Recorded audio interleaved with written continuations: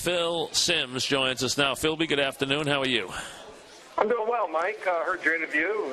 Talking a little college basketball. That was cool. And also, I'm excited about having E.J. Manuel and Geno Smith, of course, just getting the chance to talk to them and everything, and just be the first time I'm meeting them, and should be interesting. All right, Phil, let me ask you, because this is what the topic is. A lot of topic about the Jets and would they take a quarterback at 9 or 13? The Bills, what will they do?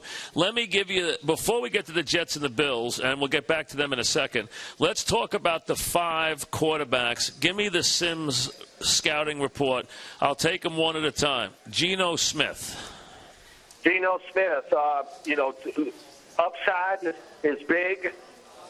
Much more athletic than I expected him to be when I watched him, play all the games.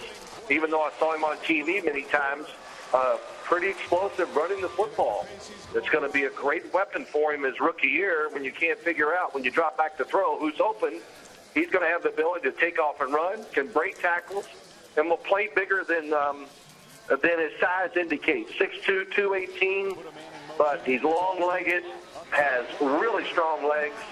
And I think potentially he can be one of those dynamic throwers. He is not now, but he looks pretty natural. Some coach tweaks him just a little bit, Mike, they could get something special. All right, Phil, most likely, what range are we talking about? Is Gene? There's been a lot of debate. Will go top 10, won't go top 10.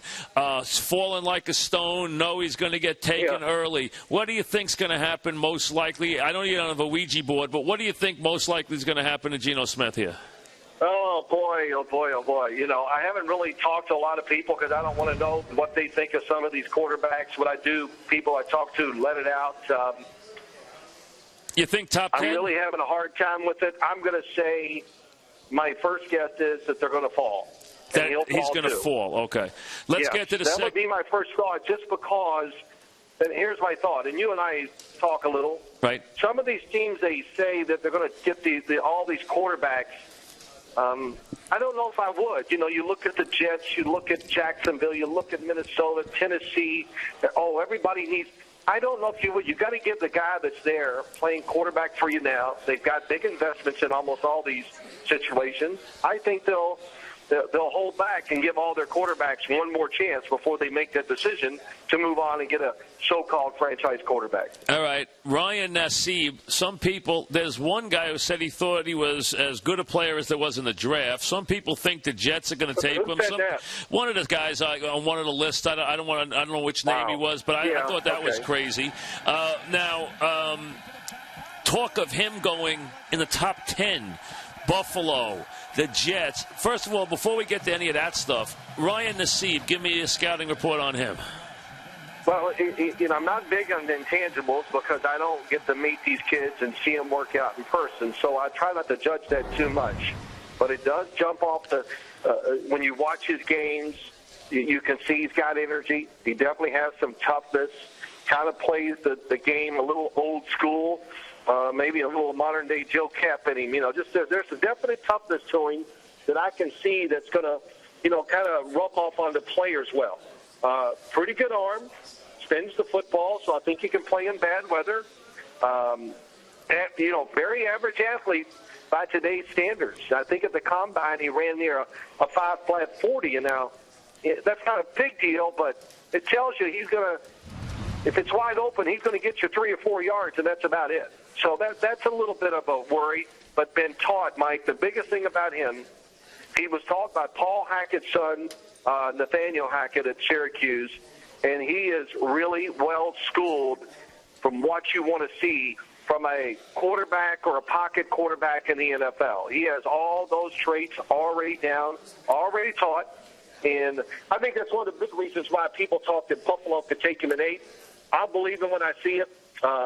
I do believe my thought, I'm just guessing. I don't mean this against these kids, but I think he'll be a second-round pick. All right, E.J. Manuel. Best thing about E.J. Manuel, it's easy. Athletic, and he is one big dude.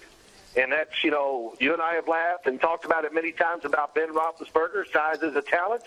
He's going to be able to do certain things just because of his size and athletic ability. Probably isn't as dominant athletically as you'd expect from somebody that's over 6'4" and big and fast and all the other things. His arm, not a natural thrower. His arm is okay. And to me, that would be the drawback. So only okay. Just, it's okay. And the one thing I do like, he can throw a beautiful spiral, so that does help. He is a big guy, and it'll be interesting to see, because I've seen most quarterbacks, very few, don't start throwing it a lot better once they get the NFL. One, they're taught. That's all they do. And I think the NFL football sometimes does help some of these players throw it better because it's bigger and rounder, and you can throw easier spirals with it.